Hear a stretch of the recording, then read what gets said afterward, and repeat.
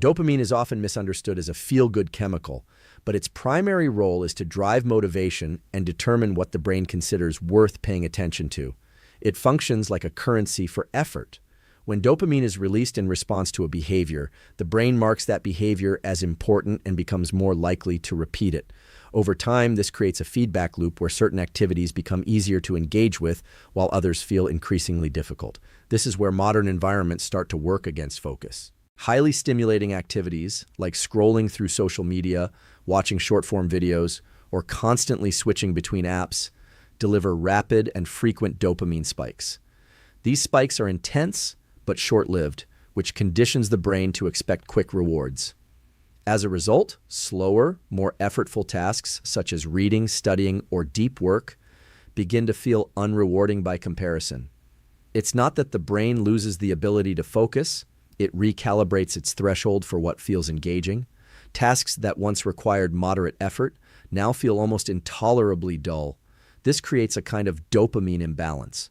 When the brain becomes accustomed to high-frequency stimulation, baseline dopamine levels can drop, making it harder to initiate or sustain attention without external input. That's why many people feel restless or distracted when they try to focus in a low-stimulation environment.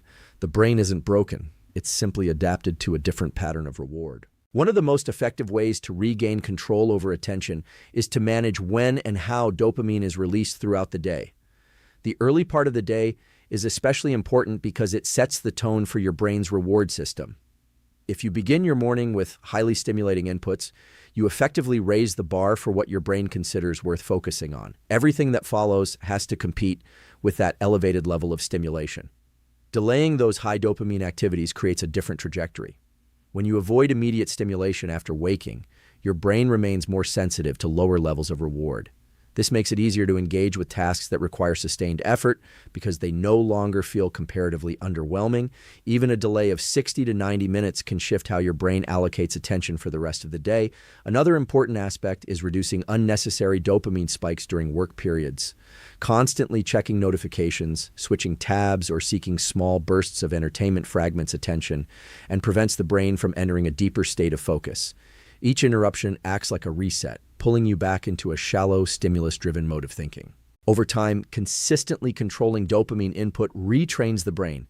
It lowers the threshold for engagement, making it easier to find satisfaction in effortful tasks. Focus becomes less about forcing attention and more about aligning your brain's reward system with the work you want to do. The visual system is tightly linked to the brain's attentional networks, and the way you use your eyes can directly influence your ability to focus. This connection is not just psychological, it's deeply rooted in neural circuitry. When your gaze is steady and directed at a single point, specific brain regions involved in attention, particularly within the prefrontal cortex, become more active and synchronized. This creates a mental state that supports sustained, deliberate focus. In contrast, when your eyes are constantly shifting from one point to another, your brain enters a mode of scanning and orienting. This is a more primitive survival mechanism designed to detect movement and potential threats in the environment. While it's useful in dynamic situations, it's not ideal for tasks that require deep concentration. Frequent eye movements signal to the brain that it should remain alert to new stimuli, which makes it harder to stay engaged with a single task. Modern environments are filled with triggers that encourage this scattered visual behavior. Notifications, pop-ups, multiple tabs, and background movement all compete for your gaze. Each time your eyes shift, your attention follows. This creates a fragmented pattern of thinking where the brain never fully settles into a focused state. Over time, this can train your brain to expect constant novelty, reinforcing distractibility. One way to counter this is by intentionally stabilizing your gaze during work. When you direct your eyes toward a single object, like a paragraph of text or a specific area on a screen, and keep them there, you send a signal to your brain that it's time to focus. This doesn't mean staring rigidly without blinking, but rather minimizing unnecessary shifts in visual attention. Even subtle reductions in eye movement can have a noticeable effect on mental clarity. There's also a relationship between the breadth of your visual field and your level of focus. A wide panoramic view tends to promote a more relaxed, diffuse state of awareness. This can be useful for creativity or recovery, but it's not optimal for detailed, goal-directed tasks. Narrowing your visual field, either by physically focusing on a smaller area or by reducing visual clutter in your environment, helps channel your cognitive resources more effectively. This is why simple changes like working in a clean, uncluttered space or using full-screen mode on your computer can improve concentration. By limiting the number of visual inputs, you reduce the likelihood of your attention being pulled in multiple directions. The brain doesn't have to constantly decide what to focus on, which frees up resources for the task itself. Training your visual system in this way is similar to building a habit. At first, it may feel unnatural to resist the urge to look around or check other things, but with repetition, the brain begins to associate a stable gaze with focused work. Over time, this becomes more automatic, and your ability to concentrate improves as a result. There's also evidence that intentional eye control can influence internal states like mind wandering. When your gaze is stable, your thoughts are more likely to follow a linear path. When your gaze is erratic, your thinking often becomes disjointed. By anchoring your eyes, the connection between physical movement and mental focus is more direct than most people realize. The brain does not operate in isolation from the body. In fact, many of the chemicals that regulate attention are strongly influenced by movement. When you engage in physical activity, even at a low intensity, your brain increases the release of dopamine and norepinephrine. These are the same neurotransmitters that play a central role in attention, motivation, and cognitive control. Dopamine helps assign importance to tasks and drives the willingness to exert effort, while norepinephrine enhances alertness and the ability to filter out distractions. When these chemicals are at optimal levels, the brain is more capable of sustaining focus on a single task without drifting. When they are too low, attention becomes inconsistent, and the mind is more likely to wander or seek stimulation elsewhere. This is one of the reasons movement is particularly effective for individuals who struggle with attention regulation. Sitting still for extended periods can lead to a gradual decline in these neurochemicals, especially if the task you're working on isn't inherently stimulating. Over time, this creates a state of mental fatigue where starting or continuing work feels increasingly difficult. The instinct in that moment is often to push harder or rely on willpower, but that approach tends to be inefficient. The brain isn't lacking discipline. It's lacking the neurochemical support needed for focus. Introducing short bouts of movement can act as a reset. Something as simple as a 10-minute walk, light stretching, or a few minutes of bodyweight exercises can elevate dopamine and norepinephrine levels enough to restore mental clarity. This doesn't require intense workouts or long sessions. In fact, moderate, consistent movement tends to be more effective for maintaining focus than sporadic high-intensity effort. There is also a timing component to consider. Movement before a focused work session can prime the brain for attention, making it easier to engage with the task from the start. Movement during breaks helps sustain performance across longer periods by preventing the buildup of cognitive fatigue. Even subtle forms of movement, like standing instead of sitting or shifting posture, can have a small but meaningful impact. For people with ADHD, this relationship becomes even more important. Their brains often require higher levels of stimulation to reach the same state of focus as others. Movement provides a natural and reliable way to meet that need without relying solely on external distractions. This is why activities like walking while thinking, pacing during phone calls, or using standing desks can improve cognitive performance. Another factor is that movement increases blood flow to the brain, delivering more oxygen and nutrients that support neural activity. This enhances overall brain function, including memory, processing speed, and decision-making. The effect is not just immediate, but cumulative, meaning that regular physical activity can lead to long-term improvements in attention capacity. The key idea is that focus is not just something you generate mentally, it's something you support biologically. By using movement strategically, you create the internal conditions that make sustained attention possible, rather than trying to force it in a depleted state. The brain has a natural resistance to vague demands. When a task feels open-ended, undefined, or potentially endless, it creates a kind of cognitive friction that makes it harder to begin and even harder to sustain attention. This is not laziness or lack of discipline. It's a protective mechanism. The brain is constantly evaluating how much effort something will require, and when there's no clear boundary, it often interprets the task as costly and uncertain. Defining a specific time window changes that calculation.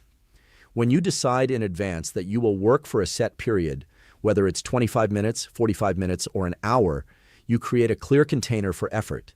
This gives the brain a sense of structure and predictability. Instead of asking, how long do I have to do this? The brain understands the commitment up front. That clarity reduces resistance and makes it easier to start. There's also a psychological shift that happens when time is constrained.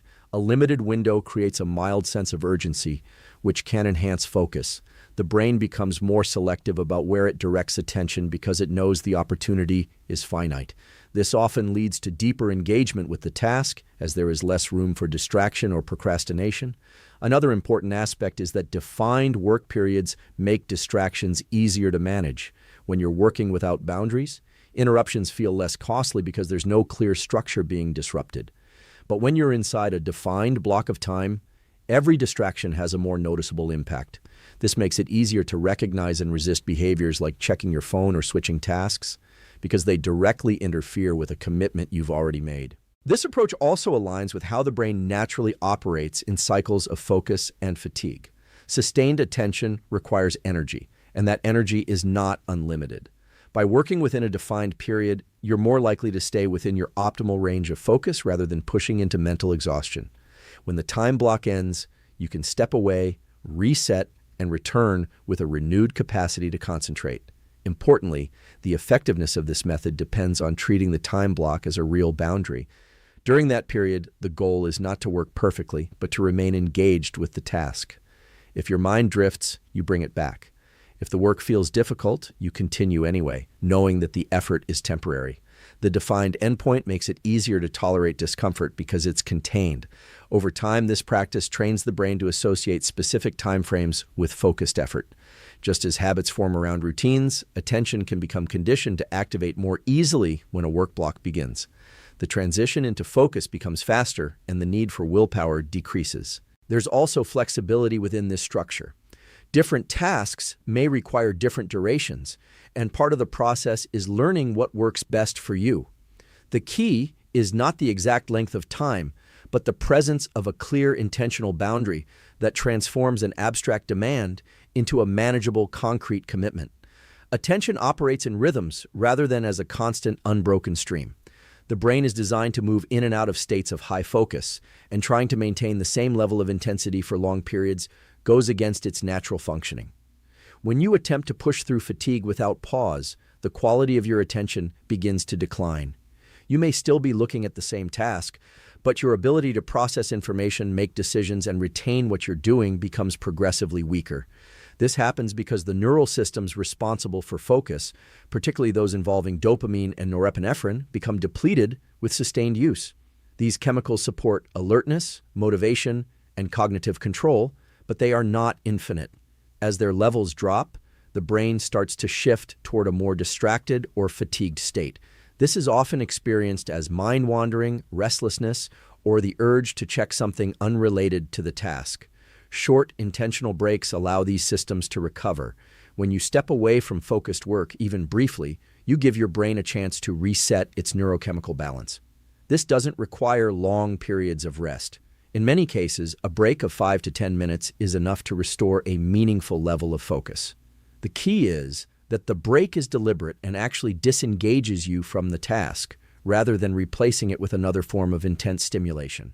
The type of break matters. Activities that involve light movement, a change of environment, or simply looking away from screens tend to be more effective than immediately shifting to something highly stimulating like social media. If your break introduces another rapid stream of dopamine spikes, it can make it harder to return to focused work. The goal is not to distract the brain further, but to allow it to settle and recover. There is also a predictable window for how long most people can sustain deep focus. For many, this falls somewhere between 60 and 90 minutes, although it can vary depending on the individual and the difficulty of the task. Working within this range helps you stay aligned with your brain's natural capacity. Once you move beyond it, the effort required to maintain attention increases significantly while the quality of output decreases. Respecting these cycles doesn't mean working less. It means working in a way that preserves the effectiveness of your attention. Instead of gradually losing focus over several hours, you maintain higher levels of clarity by alternating between effort and recovery. This often results in more productive work overall, even if the total time spent working is the same or slightly less. Another important aspect is recognizing the early signs of cognitive fatigue. Subtle cues like rereading the same sentence, losing track of what you're doing, or feeling the urge to switch tasks are indicators that your focus is starting to decline. Responding to these signals with a short break is more effective than ignoring them and pushing forward.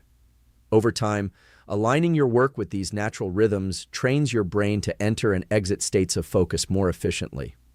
The transition into deep work becomes smoother, and recovery becomes faster, allowing you to sustain high-quality attention across longer periods. Without burn, attention is often treated as something that should be controlled purely through willpower, but in reality, willpower is one of the least reliable tools for sustaining focus. The brain is constantly influenced by internal fluctuations in energy, mood, and neurochemistry, which means that your ability to concentrate can vary significantly from one moment to the next.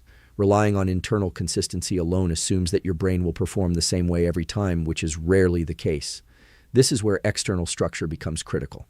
External structure refers to anything outside your mind that helps guide your behavior in a consistent way. This can include tools like timers, written plans, schedules, reminders, or even the physical setup of your environment. These elements act as anchors that reduce the need to constantly decide what to do next or whether to stay on task.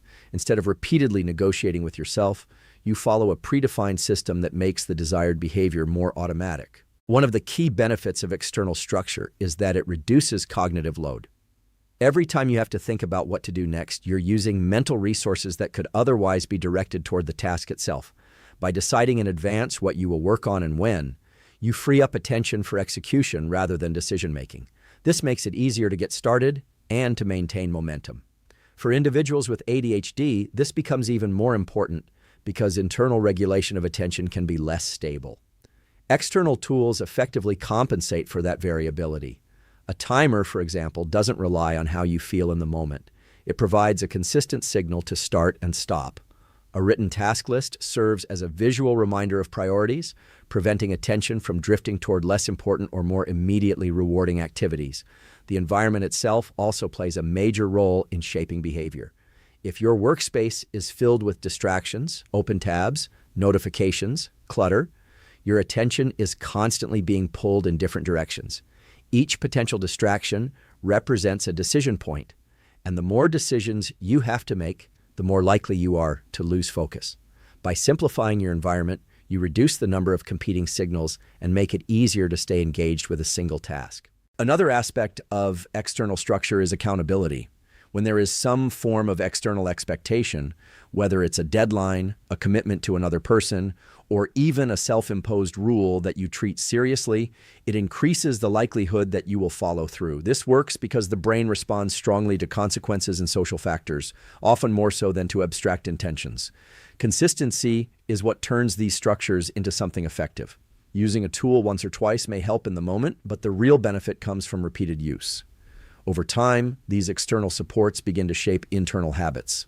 The brain starts to associate certain cues, like sitting at a specific desk or starting a timer, with focused work, making it easier to enter that state with less effort. This approach shifts the burden away from constantly trying to control your mind and toward designing conditions that make focus more likely. Instead of fighting distraction in real time, you reduce its influence before it even has a chance to take hold. Over time, this approach changes your relationship with focus entirely. Instead of seeing it as something fragile or inconsistent, you begin to recognize that it can be supported and stabilized through the systems you build around yourself. External structure becomes a kind of scaffold for attention, allowing you to perform consistently even when your internal state fluctuates. As these systems become habitual, they require less effort to maintain, and focus starts to feel less like a struggle and more like a predictable outcome of how you've designed your environment and routines.